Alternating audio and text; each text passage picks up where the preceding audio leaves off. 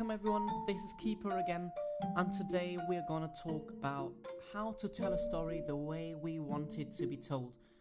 To be more precise, we will talk about storylining. And it really is an essential part I'm talking about a lot on my blog as well.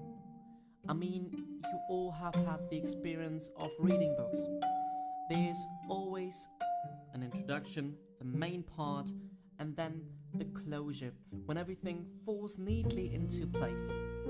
It must not be in any other way.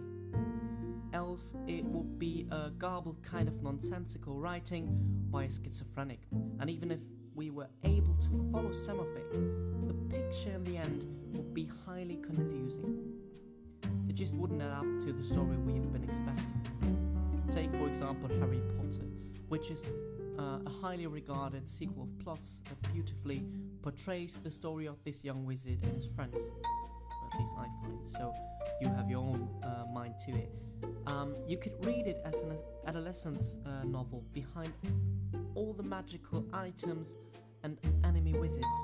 The core remains to be a story of growing up children and the coming of age. Everything else around it makes it so exciting and attracting to us. However, the power lies within the boundary of the novel's characteristics. So the first thing we find to be indelible to a good storyline is the kind of style we want to write about. And there are various genres out there. Just grab a book from your shelves and search for its characteristics. It might be horror, it might be coming of age, it might be travelogues, or whatever kind of novel you're reading. And maybe this even inspires you to write about this particular story. And it's no crime to take inspiration from a good book. These characteristics define the starting point for our characters, for our plot, and the entire picture we want to convey. Think of it as a building. The first thing you do after having the idea and planning on building it is making and laying the right foundation for your skyscraper or whatever you want to build. And then you can start outlining the building by adding different floors and basically create a skeleton. After this, you can call the electrician and interior designers to add windows, light, toilets, and whatever you want to have in your house. If this is all done, you go in yourself and add your personal touch to it. Paint the walls yourself perhaps, and then move in. Furniture, whatever. If something goes wrong along the way and your foundation is not good enough, you need to start all over again. So plan carefully, plan your steps carefully and correctly, and just like an architect would do. This saves a lot of time, and eventually, if you're a great musician, if you're a great songwriter, even money. If you're not singing the song yourself, you can be a co-writer or even the writer for this song on your own and just sell it kind of to another person and then get the profits from your writing. So let's say we have an idea for a song about homeless people perhaps. What we are gonna do first is to find the proper building material we are gonna need for this. We have the main idea, but how do we want to paint this picture? What color are we going to use? Are we going to use oil-based paint or acrylic? Whatever, just search for your building material. And last time we talked about this in detail, synonyms and related words. They are essential in our toolbox to find the right words, and you can use them in this song. And sometimes they even dictate some sort of arrangement and structure and twists in the plot. And just like the building material on a construction site, we should know what we want to build with it and how to use the material before we put our bare hands on it. So first thing, you need to find inspiration in words and related phrases and pictures to the situation we want to portray.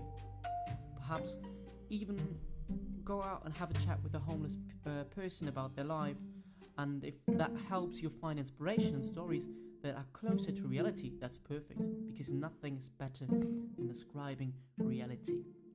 It is more honest, more relatable, and so much more beautiful because it's rough and original, and it grabs the attention of a later audience. And once we've done this, it is time for us to get to the drawing board, draw the outline of the story, just like an author would. Have a storyboard. Because we are nothing else, we are authors.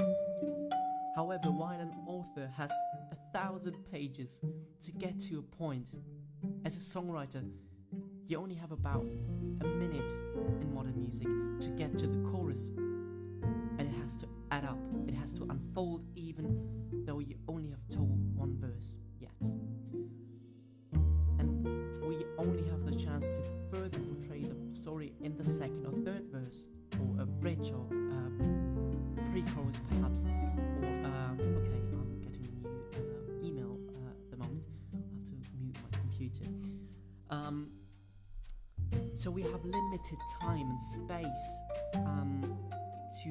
to tell a story before the listener loses the focus. We need to get to the point quickly and get to the core immediately to grab the attention, else the audience will continue drinking at the pub. So let us say we've got a perfect outline and an ideal starting point for our story. What are we going to do next? Well, that's a good question. Well, now it's the time to form a thread for the listener to follow along. It does not help to spoil the end in the beginning before anyone else knows the protagonist, or give vital information away too early in the plot. So you need to structure the storyline. Our homeless buddy told us about his life, and he did so in chronological order perhaps. Presenting a story in chronological order is the dominant kind of telling a story. And right it is, because that is a good way for the listener to follow the plot. It makes sense for him to know about the situation sequentially and not in a garbled order. This maybe is even a universal rule of writing plots and creating storylines. Even though various writers break with this tradition in a song, this rule is highly essential. So let's not skip this for the moment. If we want to be more expressionistical about our song, later we can garble the order or find a way to portray a story differently. But let's stick with this for the moment, because we're still learning. So most people listen to the words of the first verse more than they do to the second ones or third ones. So we only have little time to get the attention. So we need to be precise, very precise, and get to a deep level immediately. It must hurt. It must get the attention. It must be brutal. So the point is that you are going to spend most of the time finding inspiration for an outline, getting to a thread, and then the easier, though it might seem heavier work, is to furniture your song to get to a deeper level. And only in rare cases it is that your first synopsis, your first outline makes it to the final lyrics. It is the final expose, the thing you get when you are done with painting, creating, finding the right lighting, the right sofa for the living room, and the thing you get when you present it to an audience at a move-in party or the Grammys or whatever stage you're playing, whatever, just as an example. And while the plotting might be easier for you, sometimes it's easier for you to find a story to write about, you need to find more precise phrases for some of the situations of their homeless guy's life, something brutal. And you do so by finding utterances in colloquial thesauruses and language register corpora. These collections have all the words you need. All these words are out there to find for you online. For writers, there is no better time to find the right words than now. The thing is with registers that your register should suit the register of your audience. So in general, this means if you write a song about a quantum physicist, it would be highly unlikely that anyone else but a quantum physicist would understand what you're singing about. So you should get to level of speech that everyone understands and could relate to.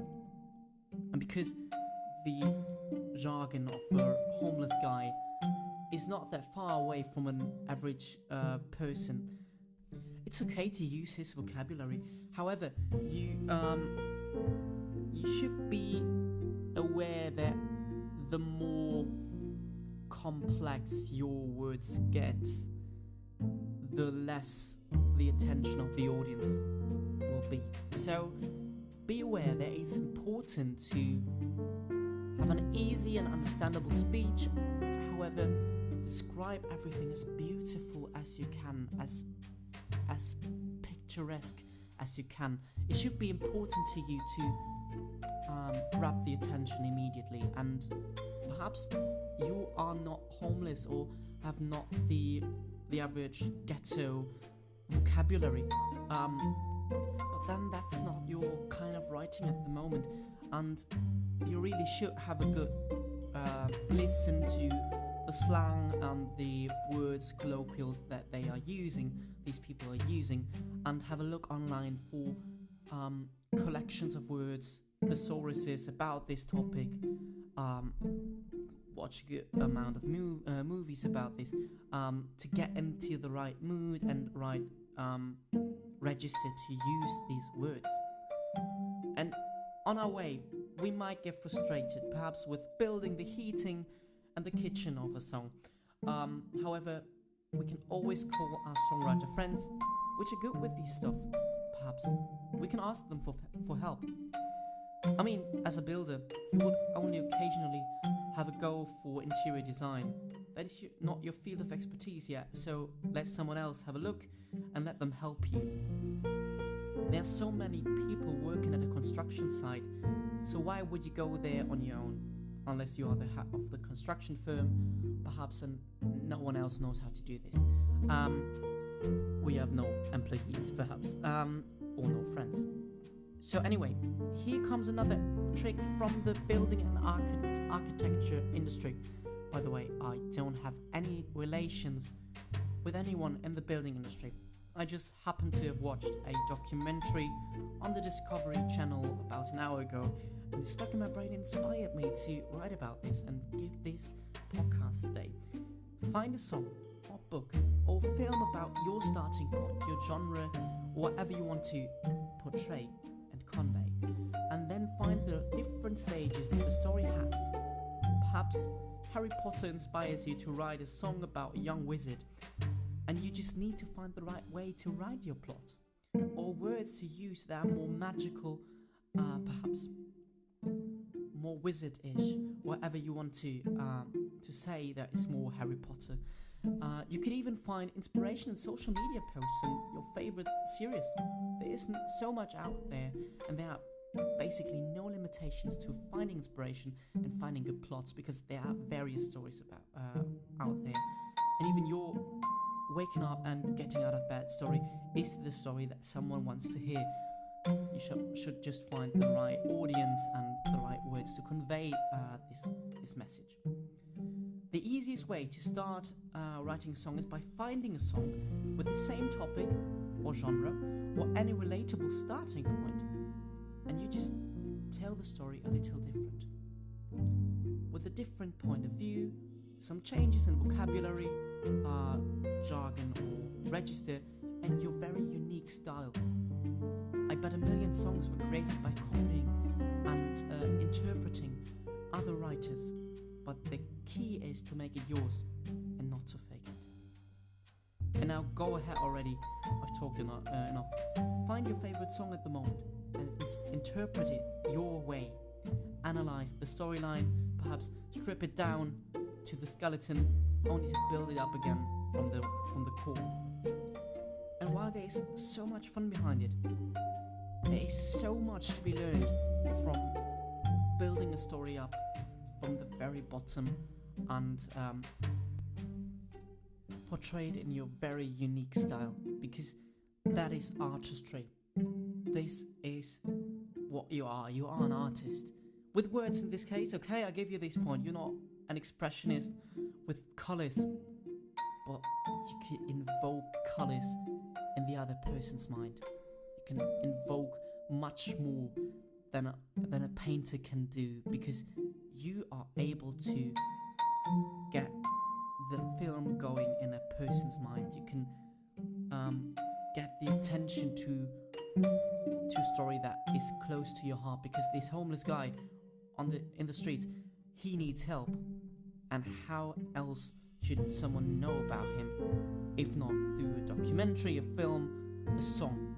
A song is one of the most powerful media to get the attention to a critical topic.